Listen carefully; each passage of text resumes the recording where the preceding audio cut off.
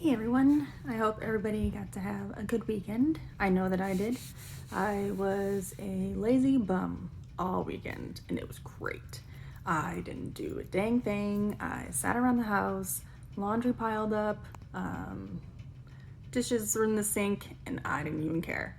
It was nice. It was nice to have a weekend just to do nothing all weekend. I did finally get my Christmas tree down, of course, so that was nice. And, I finally got a chance to go and work with my sponsor this weekend. And, when I went over there, I was a little apprehensive at first just because I didn't quite know, what to do or what to say. Like, are these good enough? And I could definitely say, like, a couple weekends ago, I was just kind of like down in my dumps. Like, I was just having one of those weekends where I was just not in the mood, didn't want to talk to anybody, and I just was in a bad mood. Like, I was in a funk all week. And that was the weekend that I had wrote down my 20 and 20s. 20 times I was powerless over alcohol, and 20 times that I was unmanageable because of it. And I kind of feel like that definitely put me like in a depression, like it just kind of made me like remember all of the stupid things and all the dumb things that I've had to do or that I did when I was drinking. So it was nice just to kind of like air out the dirty laundry. But it's funny because, as I'm going through all these things with her, she's shaking her head like, yep, did that. And she was sharing with me, of course, the ones that she wrote down when she first got sober. And, and I started making notes of what she was saying that I related to, like the mental inventory. Like, I knew exactly how much I had left, where it was at. I knew where the empties were. I knew where everything was. I knew exactly how many, how much, where. And she did the same. So it was interesting. And so, like, she talked about how, she got upset because her dog, like, ripped open a garbage bag and got, like, beer cans all over her yard. And she would sneak around trying to, like, stuff all the stuff, like, in the bottom of the trash can so no one would see it. And I would do the same thing. I would wait for my husband wasn't home, or I would stuff it in a bag, wrap it with something, stuff it in another bag, and I would do all these things to try and hide it and try and get into the garbage without anyone noticing. So it was funny that, she did the same thing, and we all did the same thing. So I remember one time a couple of years ago, during my heavier drinking, I would go through the big gallon bottles of vodka every 2 days. It was a lot. I was drinking a lot at that time. And one day I had to empty out the closet with all the bottles in it, and I filled an entire garbage bag with these bottles. And when I went to go put it in the recycling truck had already came. So I didn't want my husband to see it, so I actually walked that garbage bag across the street and I put it in my neighbor's recycling bin. So that way it would feel more anonymous of why somebody put that in there. But it was me. I stuffed a garbage bag full of vodka bottles in my neighbor's recycling can.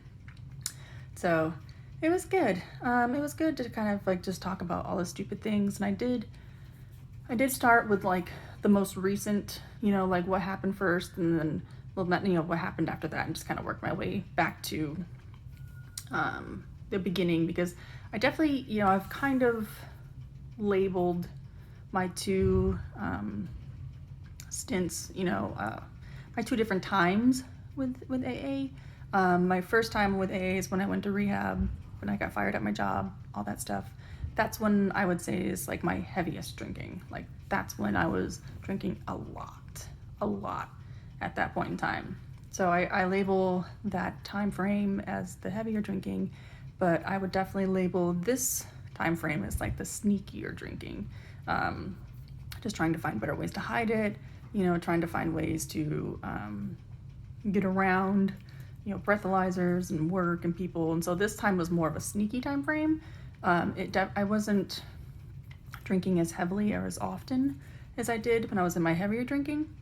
I would go, 5 days, 10 days, 3 weeks without a drink, and then I would binge for 4 days straight, So it wasn't a consistent time, but when I did, I was done for days and days and days. So I definitely called this time my sneaky time, and then, you know, the time from before was my heavy time, just because it was pretty bad.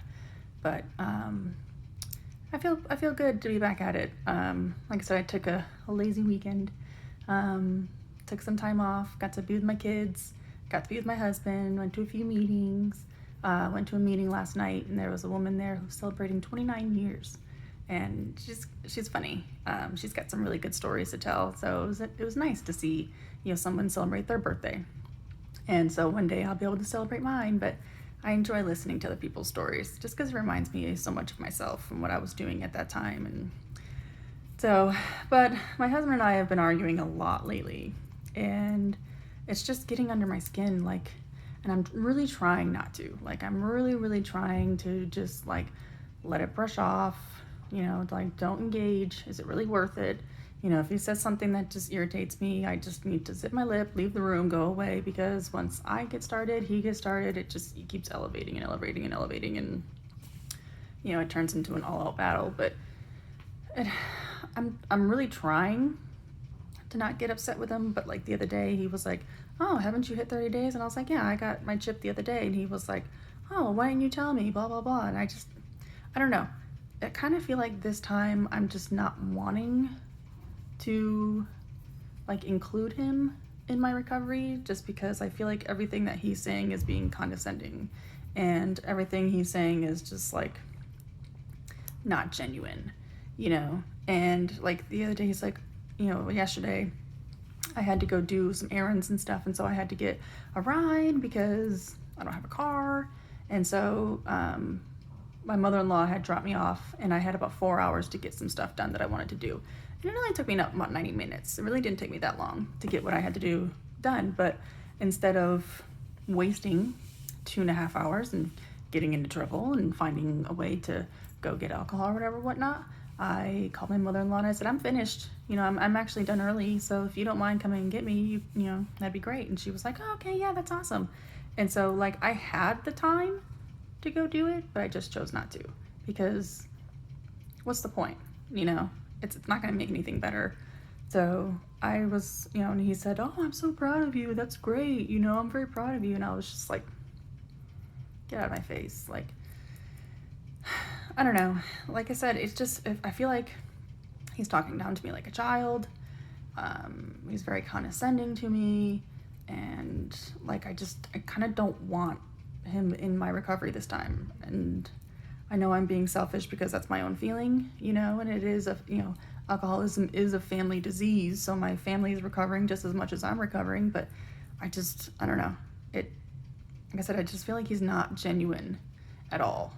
And maybe it's because he's gun shy, you know, maybe it's because he's fool me once, shame on you, fool me twice, shame on me, you know, kind of thing. And so he's just kind of like, okay, well, let's see how long this one goes. I'm proud of you. Let's make it to 60 days, you know, and I'm just not in the mood for that. I'm not in the mood for someone to talk down to me in that way. So I kind of feel like I'm just not involving him in my recovery this time, because I don't know. I'm not ready for it yet, so we'll see. Anyways, I've rambled on long enough, so I hope everybody else has a good week, and I will talk to you soon.